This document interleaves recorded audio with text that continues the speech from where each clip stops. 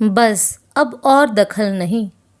रोशनी, तुम तो जानती ही हो पिताजी के जाने के बाद माँ कितनी अकेली हो गई है, और ऊपर से अब उनकी तबीयत भी ठीक नहीं रहती। तो मैं सोच रहा हूँ कि अब माँ जी को इस घर में ले आता हूँ। माँ इस घर में हमारे साथ रहेगी तो गोलू के साथ उनका दिल लगा रहेगा, गोलू को भी दादी का प्यार मिल जाएगा और तुम्हें भी उसे संभालने में कोई परेशानी नहीं होगी। रोशनी, बस मुझे तुमसे यही कहना है कि मेरी मम्मी को भी अपनी ही माँ समझना, उन्हें कभी सास मत समझना।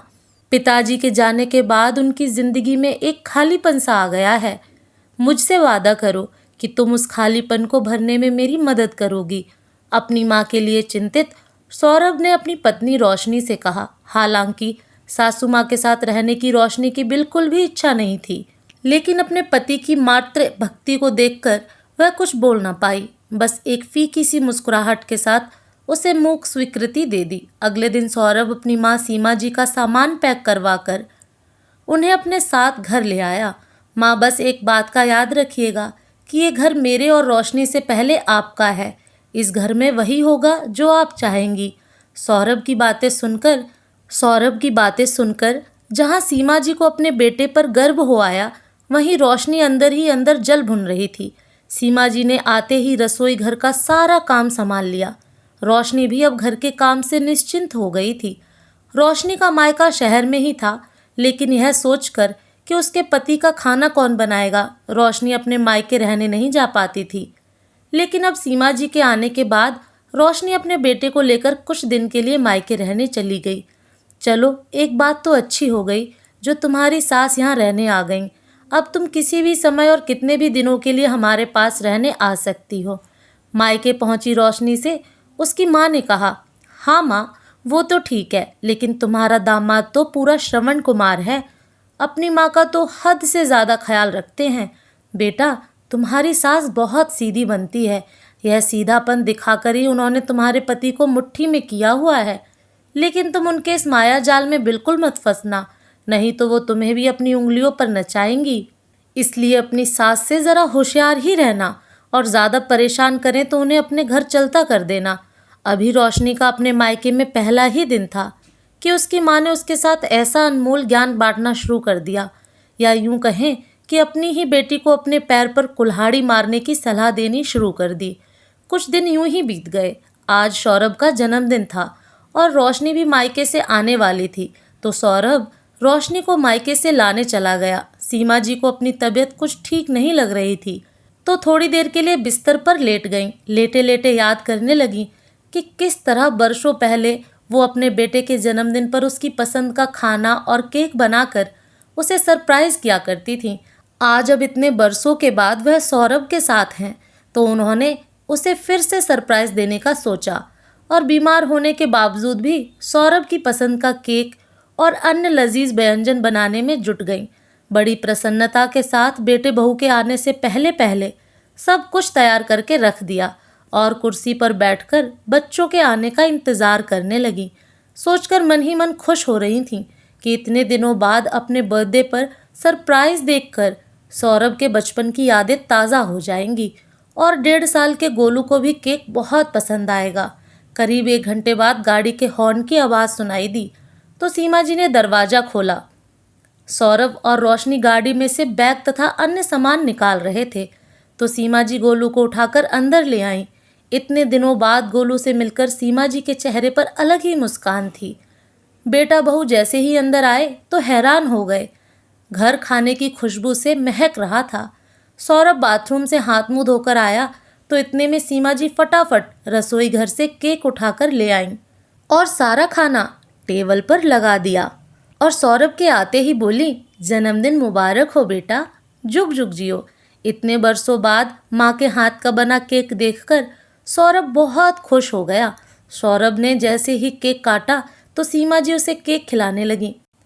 इतने में बहू तपाक से बोली, अरे यह क्या कर रहे हैं आप, और इतना सब बनाने की क्या ज़रूरत थी, कम से कम फ़ोन करके पूछ तो लिया होता, हम तो बाहर से खाना खा कर आए हैं। बहू की बात सुनकर सीमा जी कुछ हैरान सी हो गईं, तो सौरभ बोला, माँ वो बात यह है कि रोशनी के भाई बहन पार्टी की जिद कर रहे थे, इसलिए हम लोगों ने बाहर ही खाना खा लिया। लेकिन माँ, बाहर आपके हाथ के खाने जैसा स्वाद कहाँ। मुझे तो ये खाना देखकर दोबारा भूख लग रही है, सौरभ ने केक का टुकड़ा मुंह में डालते हुए कहा। तो सीमा जी ने खुश होकर प्लेट में खाना परोस दिया। जैसे ही सीमा जी गोलू को थोड़ा सा केक खिलाने लगी तो बहू ने गोलू को झट से उठा लिया। नहीं माँ, हमने गोलू को भी खाना खिला दिया था, उसका पेट भरा हुआ है। अब यदि ज़्यादा खाएगा तो कहीं तबीयत खराब ना हो जाए, और मुझे भी भूख नहीं है। कहते हुए बहू गोलू को लेकर कमरे में चली गई। लेकिन सौरभ ने भूख न होते हुए भी अपनी माँ का दिल रखने के लिए एक चपाती खा ली। यह देखकर सीमा जी की आत्मा तृप्त हो गई, लेकिन कुछ सोचते हुए अपने कमरे में बैठी हुई रोशनी के कलेजे पर सांप लौट रहे थे। खाना खाकर जैसे ही सौरभ अंदर आया तो रोशनी का फूला हुआ मुंह देखा। कारण पूछा तो रोशनी तो जैसे उस पर बरसने को तैयार बैठी थी। मुझे ये बात नहीं समझ में आ रही कि जब भूख नहीं थी तो खाना खाने की क्या ज़रूरत थी तुम्हें। अरे पर मेरी माँ ने मेरे जन्मदिन के लिए इतने दिल से खाना बनाया, मेरा फेवरेट केक बना कर रखा। उस खाने में मेरी माँ का प्यार था। मैं ऐसे कैसे खाने से मना कर सकता था। अच्छा, 10 दिन पहले की ही बात है, जब आप मुझे मायके छोड़ने गए थे तो मेरी माँ ने भी आपके लिए खाना बना कर रखा हुआ था। लेकिन आपने उस समय यह कहकर मना कर दिया कि मैं घर से खाकर आया हूँ, पेट में बिल्कुल जगह नहीं है। और यहाँ अपनी माँ के हाथ का बनाया खाना खाने के लिए पेट में जगह बन गई। तो इसका मतलब मेरी माँ के लिए कोई कद्र नहीं आपके दिल में। उनके खाने की भी थोड़ी इज्जत रख ली होती। रोशनी की बात सुनकर सौरभ भड़क उठा। किस बात को कहाँ ले जाती हो, कुछ समझ नहीं आता। मैं तुम्हारे परिवार के साथ ही पार्टी करने गया था और यहाँ सुबह से मेरी माँ की तबीयत खराब थी, लेकिन फिर भी उन्होंने मेरे जन्मदिन को खास बनाने के लिए इतना सब इंतज़ाम करके रखा। हम बाहर से पार्टी करके आए, इस पर भी उन्हें कोई एतराज़ नहीं। यदि मैंने उन्हें खुश करने के लिए थोड़ा सा खाना खा लिया तो इसमें तुम्हारे परिवार की बेइज्जती कहाँ से हो गई। तुम्हें तो केवल अपनी माँ की ही खुशी की फिक्र है, लेकिन मेरी माँ पर क्या गुजरेगी यह तो तुमने नहीं सोचा। इतनी बात तो तुम्हारी माँ को भी समझ में आनी चाहिए कि वो हमारी खुशी में ही अपनी खुशी देखें। यदि एक दिन उनके हाथ का बनाया खाना नहीं खाते तो कोई आसमान तो नहीं टूट पड़ता। दोनों पति पत्नी एक दूसरे के ऊपर जोर जोर से चिल्ला रहे थे और यह बातें सीमा जी को बाहर तक सुनाई दे रही थीं। बहस खत्म होने का नाम ही नहीं ले रही थी। और इधर सीमा जी यह देखकर हैरान थीं कि उनकी बहू के दिल में उनके लिए कितना जहर भरा हुआ है, क्योंकि आज तक उन्होंने अपने बेटे बहू की जिंदगी में कभी हस्तक्षेप नहीं किया था। बेटे की शादी करने के बाद जब रोशनी उनके घर आई थी तो उन्हें ऐसा लगा था कि उनके जीवन में बेटी की कमी पूरी हो गई है। उन्होंने रोशनी को कभी बहू समझा ही नहीं था, लेकिन इस पर भी वह खुश नहीं थी। यह सोचकर सीमा जी बहुत उदास हो गईं। मन ही मन सोचने लगी कि बेटे की बात मानकर यहाँ क्यों चली आई। खैर, जैसे तैसे मामला शांत हुआ। कुछ ही दिन बीते कि बहू रोशनी सीमा जी के पास आई और बोली, माँ जी, विदेश से मेरे बड़े भैया और भाभी आए हुए हैं, तो मैंने आज रात उन्हें खाने पर बुलाया है। उनके साथ साथ मेरे परिवार के सभी लोग भी रात को घर पर आ रहे हैं। कुल मिलाकर मेरे घर से 10 लोग तो हो ही जाएंगे, और यहाँ हम लोग भी हैं। तो आज रात के लिए आप 15 लोग का खाना बना दीजिएगा। मुझे कुछ सामान लेने के लिए मार्केट जाना है। इतने समय बाद भैया भाभी आ रहे हैं तो उनके लिए कुछ गिफ्ट भी लेने हैं। बहू, आजकल के ज़माने में तो ऑनलाइन भी खाना ऑर्डर किया जा सकता है, तो परेशान क्यों होना, खाना बाहर से ही मंगवा लो। माँ जी, आप तो जानती ही हैं कि मेरे पिताजी की तबीयत खराब रहती है और बाहर का खाना उनके लिए ठीक नहीं है। और फिर मेरे भैया भाभी क्या सोचेंगे कि अपने घर पर बुलाया और अपने हाथ का बना खाना भी ना खिलाया। तुम्हारी बात ठीक है बहू, यदि घर का बना खाना इतना ही ज़रूरी है तो मैं खाना बना देती हूँ। डिनर की तैयारी करने के लिए सीमा जी दोपहर से ही काम में जुट गईं। बिना रुके लगातार काम करते रहने से कमजोरी महसूस होने लगी। फिर भी यह सोचकर काम में लगी रहीं कि अगर बैठ गई तो खाना नहीं बन पाएगा। लेकिन थोड़ी ही देर में उन्हें चक्कर आने लगे तो जाकर सोफे पर बैठ गईं।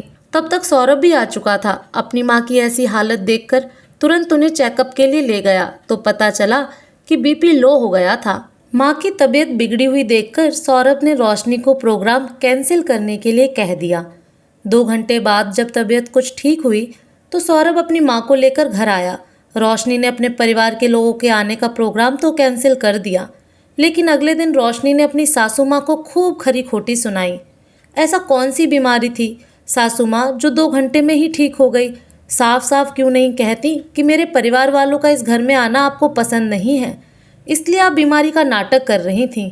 इस पर सासू माँ ने कहा, बेटा मेरी तबीयत सच में खराब थी, मैं भला नाटक क्यों करूँगी। लेकिन रोशनी ने अपनी सासू माँ का यकीन नहीं किया। उसके बाद तो उसने उनसे सीधे मुंह बात करना भी छोड़ दिया। बहू के व्यवहार से कभी कभी तो सीमा जी का उस घर में दम घुटने लगा था। कई बार अपने बेटे सौरभ को अपने पुराने घर वापस ले जाने के लिए कह चुकी थीं, पर सौरभ उन्हें वापस जाने नहीं देना चाहता था और हमेशा टाल मटोल कर देता था। लेकिन गोलू अपनी दादी के साथ काफ़ी घुल मिल गया था। उसे दादी का साथ बहुत अच्छा लगता था, तो रात को भी माखन चोर की कहानियाँ सुनते सुनते अपनी दादी के पास ही सो जाता था। सीमा जी गोलू के सहारे ही अपना समय काट लेती थी। एक दिन रोशनी बाजार में खरीदारी के लिए गई हुई थी, तो गोलू को दादी के पास ही छोड़कर गई।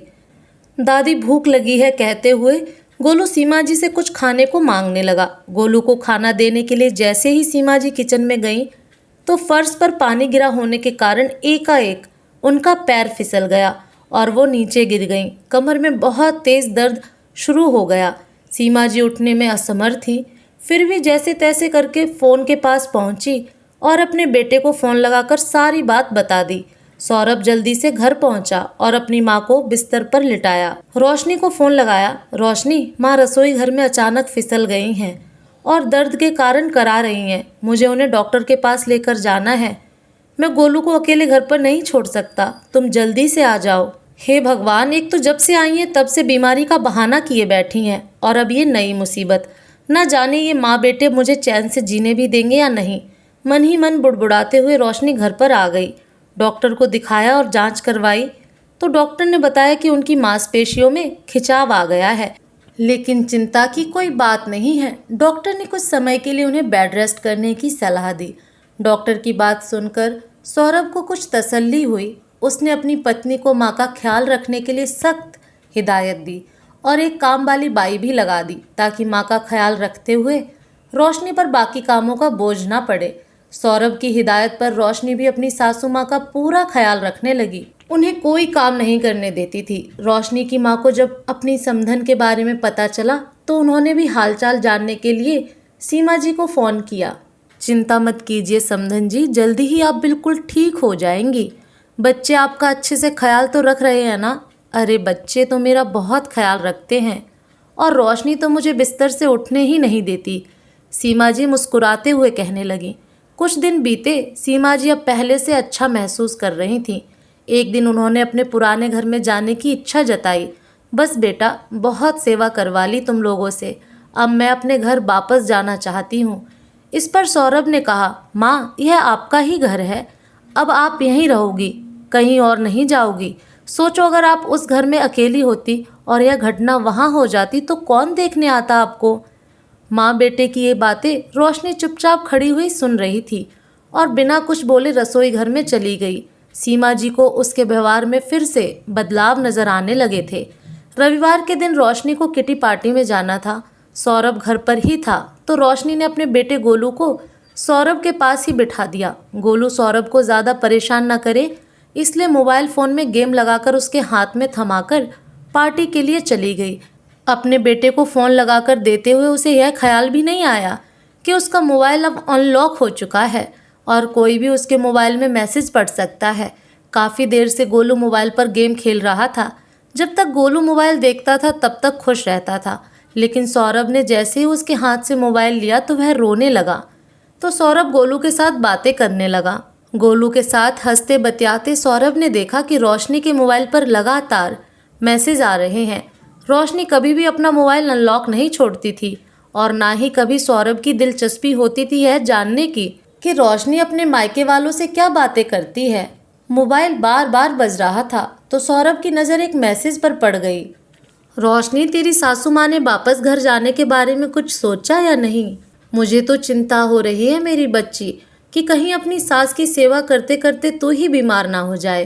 पहले तो हम जब मर्जी तेरे घर आ जाते थे, लेकिन जब से तेरी सासू माँ घर आई हैं मैं तो तुझसे फ़ोन पर भी बात ढंग से नहीं कर पाती। जैसे ही वह थोड़ी ठीक होने लगे उन्हें वापस अपने घर भेज देना। इस सास नाम की मुसीबत को अब और ज़्यादा झेलने की ज़रूरत नहीं है। और अब अगर वो श्रवण कुमार उन्हें जाने से रोकें तो मायके जाने की धमकी दे देना। सौरभ ने जैसे ही रोशनी की मम्मी का मैसेज पढ़ा, उसे तो जैसे अपनी आंखों पर विश्वास ही नहीं हुआ। सामने इतनी चिकनी चुपड़ी बातें करने वाली उसकी सास के दिल में उसकी माँ के लिए इतनी कड़वाहट भरी हुई थी। यह सोचकर उसे बड़ा ताज्जुब हुआ और उससे भी ज़्यादा बड़ी हैरानी उसे अपनी पत्नी द्वारा लिखे हुए मैसेज पढ़कर हुई। माँ क्या बताऊँ, जब से मेरी सास बीमार पड़ी है मेरे सिर पर तो मुसीबत ही पड़ गई है। तुम्हारे कहने पर मैंने उनसे सीधे मुंह बात करना भी छोड़ दिया था और कुछ दिनों पहले तक तो कह भी रही थी कि मुझे घर वापस जाना है, लेकिन जब से उन्होंने बिस्तर पकड़ा है यह उम्मीद भी कम बची है। न जाने मुझे कब आज़ादी मिलेगी इस सास रूपी बोझ से। सौरभ की हैरानी अब गुस्से में तब्दील हो चुकी थी।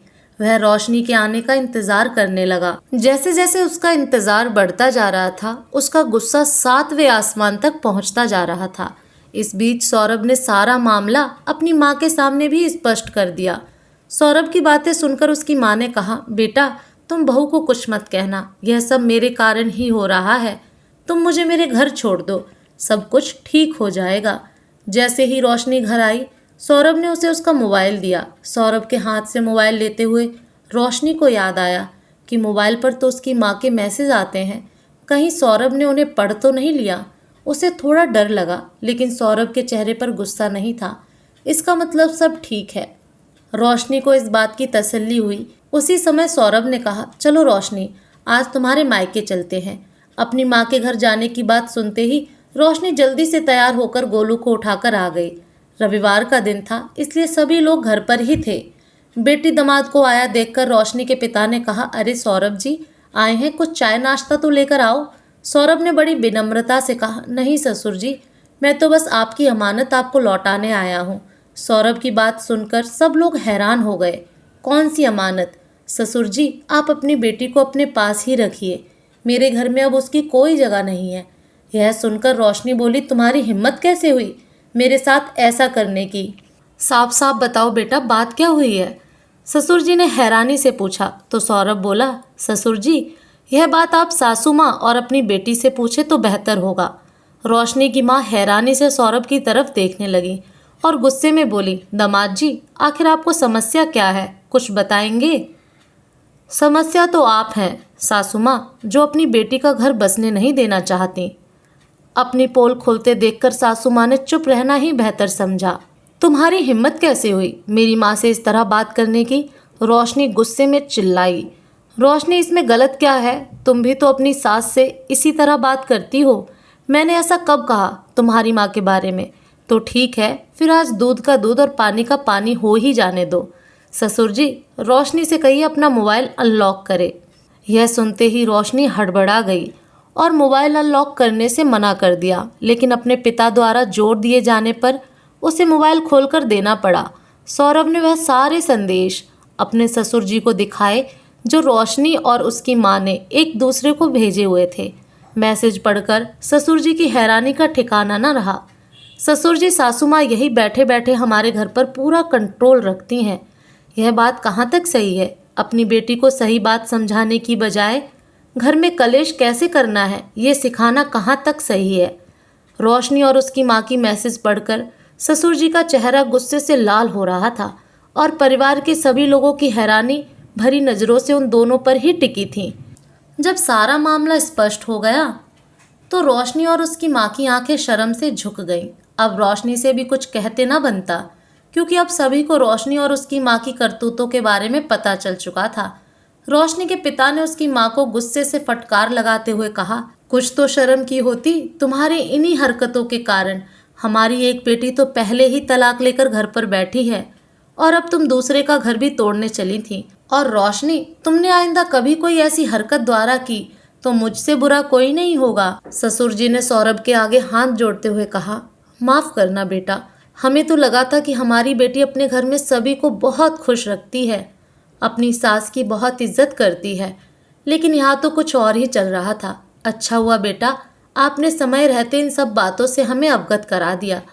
अपने ससुर जी को हाथ जोड़े देख सौरभ ने बड़ी विनम्रता से कहा, माफ़ करना पिताजी किसी की बेइज्जती करना मेरा मकसद नहीं था, लेकिन जब मैंने अपनी माँ के खिलाफ साजिश होते देखा तो मैं खुद को रोक नहीं पाया।